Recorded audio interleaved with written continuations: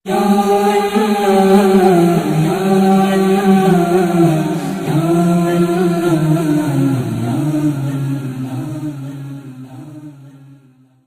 للہ رب العالمین والصلاة والسلام علی سید المرسلین محمد وآلہ واصحابہ اجمعین، اما بعد فاعوذ باللہ من الشیطان الرجیم، بسم اللہ الرحمن الرحیم، وما اصاب من مصیبت الا باذن اللہ، صدق اللہ العظیم۔ معزز سامعین، خواتین و حضرات، اللہ تبارک و تعالی ہر چیز پر قدرت رکھنے والا ہے۔ ان اللہ علی کل شیء قدیر، ساری چیزیں اللہ کے قبضے قدرت میں ہے، اور ہمارا اس بات پر یقین ہے ہر بری تقدیر اور ہر اچھی تقدیر اللہ کی طرف سے ہوتی ہے۔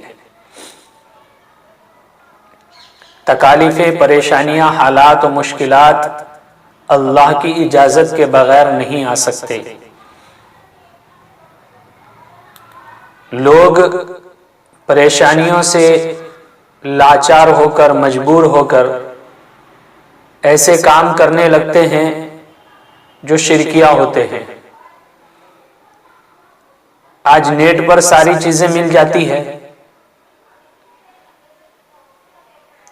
عورتیں اپنے مردوں کو قبضے میں کرنے کے لیے، قابو میں کرنے کے لیے نیٹ پہ تلاش کرتی ہیں۔ شوہر کو قابو میں کرنے کا ٹوٹکا، شوہر کو قابو میں کرنے کا عمل، شوہر کو قابو میں کرنے کا وظیفہ، اور مل جائیں گے آپ کو نیٹ پر یہ ساری چیزیں۔ لیکن ایک بات یاد رکھو کہ جو قرآن اور حدیث سے ہٹ کر جو وظیفہ ہوگا، جو عمل ہوگا، وہ فائدے مند نہیں ہوگا۔ اور نیٹ پر بہت سارے لوگ ایسے کیا بتاؤں عمل اور ٹوٹکے بتاتے ہیں جو شرکیہ ہوتے ہیں، خاص کر محبت کے لیے۔ اگر کسی سے محبت کرنی ہے تو یہ عمل کر لیجئے، یہ عمل کر لیجئے، یہ منتر پڑھ لیجئے، منتر جنتر بتاتے رہتے ہیں۔ بتانے والا بھی مسلمان اور جو دیکھتے ہیں وہ بھی مسلمان، اور پھر نیچے کامنٹ میں لکھتے ہیں ماشاءاللہ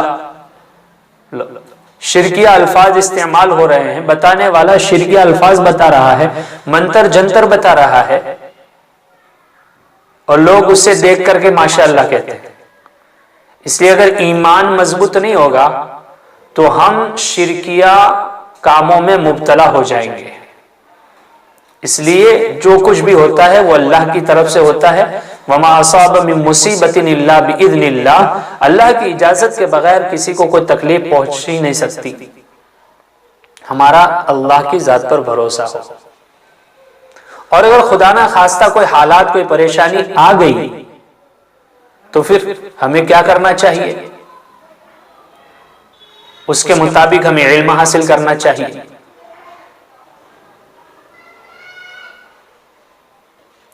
جیسے ہمارے پر بیماری آ گئی، پریشانی آ گئی، تو ہمیں کیسے پتا چلے گا کہ یہ اللہ کی طرف سے ہے یا ہمارے برے اعمال کا نتیجہ ہے؟ تو ہم اس کو اس طرح جان سکتے ہیں کہ اگر حالات، پریشانی، مشکلات کے بعد اگر ہم اس پر خوش ہیں، رضا بالقضاء، اس پر خوش ہے اور صبر و تحمل سے کام لے رہے ہیں، تو سمجھو یہ اللہ کی طرف سے ہے، جو ہماری ترقی کے لیے، تربیت کے لیے اللہ نے حالات بھیجے ہیں۔ اور اگر حالات کے آنے کے بعد ہم شکوہ شکایت شروع کر دیں، ہم جزا فضا شروع کر دیں، صبر و تحمل سے کام نہ لے، تو سمجھو یہ ہمارے گناہوں کا نتیجہ ہے۔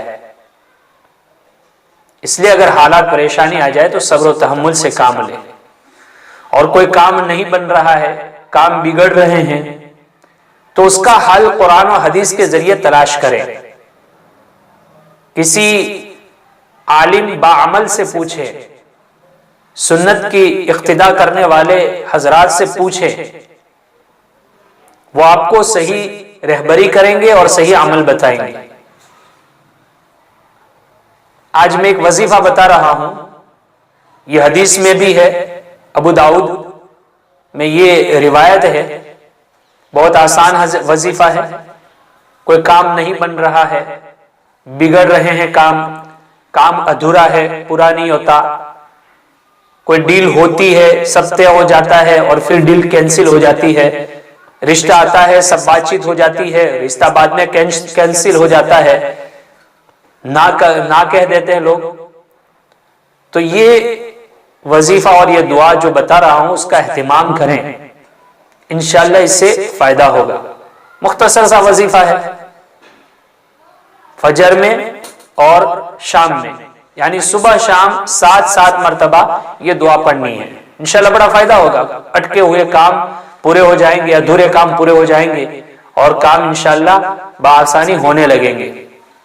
وہ وظیفہ یہ ہے، حسبی اللہ لا الہ الا ہو علیہ توکلت وہو رب العرش العظیم۔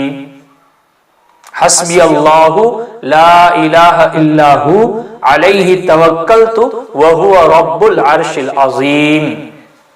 میرے ساتھ پڑھ لیں، بار بار پڑھیں گے، کسی کاغذ میں اس کو لکھ لیں اور بار بار دیکھ کر کے پڑھتے رہیے، 7-8 مرتبہ پڑھیں گے، منہ پہ ہو جائے گا۔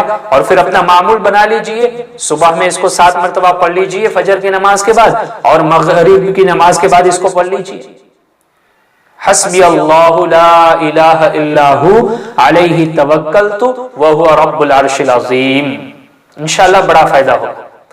اور ہر موقع پر میں یہی کہتا ہوں کہ نمازوں کا اہتمام ضروری ہے، نمازوں کے اہتمام کے ساتھ وظائف کریں تو فائدہ مند ہے، اور نماز چھوڑ کر کے سارے وظائف کر لیں کوئی فائدہ ہونے والا نہیں ہے۔ اس لیے 5 وقت کی نمازوں کا اہتمام کرتے ہوئے جو بھی وظائف اور دعائیں ہیں اس کا اہتمام کریں، انشاءاللہ ضرور فائدہ ہوگا۔ شکراً یا ربی شکراً، ہدیت قلبی شکراً،